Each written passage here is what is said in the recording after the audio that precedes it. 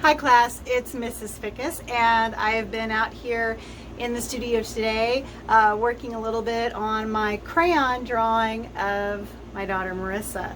So I've made some more progress, and I'll talk about it some more in the video I'm going to show you. I didn't videotape the whole process because you can tell how old I am by the fact that I said videotape.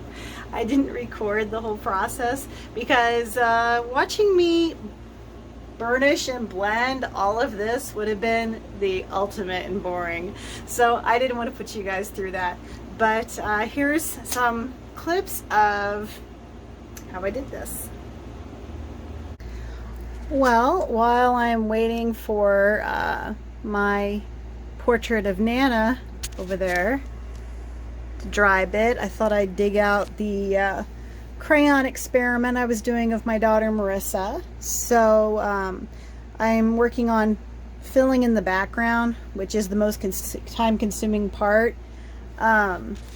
Here's my image over here that I was using. I didn't want to have to do all the football field and everything like that. And since the image did not include her legs, I had her pose for me in the house and sit in the same angle with her leg up so I could use the extra space I had on my paper. I didn't want to trim it off at a weird narrow dimension because it would be harder to frame that way. So this way, if I decide to trim it a little bit, it will at least have some consistency of the pose. So I combined the two photographs I just showed you to create this one image. You can see some of my construction lines right there where I was trying to get the angle right for the wrist on the knee. So I am mixing these three colors for the background. These are my Neocolor 1 artist crayons. They're actually a wax-based crayon like Crayolas. They just have a much creamier texture. They are not as hard as a Crayola crayon would be. I'm using a blending stump to blend it. You need to use quite a bit of pressure, so I've been laying the color on with my work on the easel and then laying it in my lap to do the burnishing, which is whenever you're blending. Colored pencil or crayon or oil pastel is called burnishing. So whenever I'm blending it and smoothing and mixing these colors together, because they're layered on there, whenever I'm mixing the colors together, it goes from looking like this to looking like this. So love these crayons. They're a little bit expensive. They're from Switzerland, but they're kind of an in-between version between an oil pastel and a crayon. They are firmer than an oil pastel, but they have a richer color than a regular crayon. And you can put them on top of each other and they blend really well. I'll put these back in the box so you can see what the set looks like with all the crayons in it. And they do have a nifty little designated area for peeling.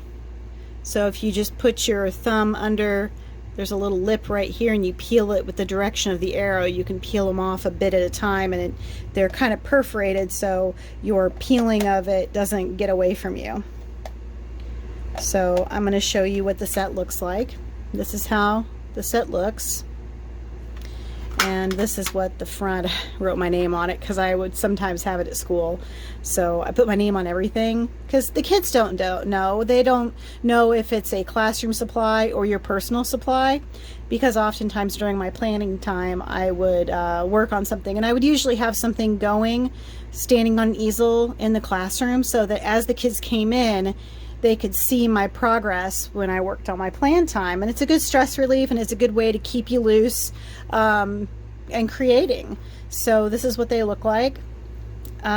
This 30 count set I believe was about $38, and I bought it through Amazon. So very much enjoying these. I'll keep you appraised, and we'll pause periodically to take a look at it. Rather than having you guys watch me sit and blend all this blue together, I'm going to pause it, do some blending, and then update you. Because otherwise it would be super, super boring. Okay, I made some more progress on my portrait of Marissa. I've got kind of some more blocked in on her. I've got her arm, kind of the first layer of color in. I've almost got her little kind of camo black shirt that she was wearing done. So I've got the arm to work on right here. This arm over here, kind of defining the hand a little bit more. I've got her leg blocked in, and then I'll put the light blue, same blue that I've got up here, down here. In person, the blue is a little bit more aqua than it looks on camera. It looks, the camera is blowing it very blue, and actually it's more of a teal color in actuality. So when I photograph it eventually, I'll have to adjust for that, but you can kind of see I still have some darkening to do right here, still some details to do on the face, but I'm trying to get more done. I bet it's the light. My light bulb is probably what's changing the color on camera. That really affects it. I'll get in here and kind of work on this edge right here, cleaning up these edges. Then I'll finish that ear a little bit, get some highlights in her hair. So we're almost the detail stage. Once I get all of her finished to the same level, once I get all of this finished to this level, then I'll go through and I'll step back from it for a while and do some finishing touches, highlights, shadows, defining some more of the wrinkles right here on her shirt. But I got my smudge glove on so I don't get it all over my hands.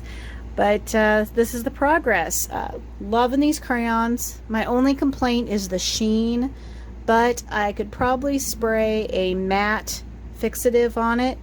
I've seen other artists do that and kind of get rid of that wax sheen. I don't know if it'll have wax bloom, which is something that colored pencils tend to have when you do a lot of colored pencil. So what happens is you get the wax come to the surface over the top of the color, and you get what's called wax bloom. And there's different ways that you can deal with that. So we'll see, but this is my progress.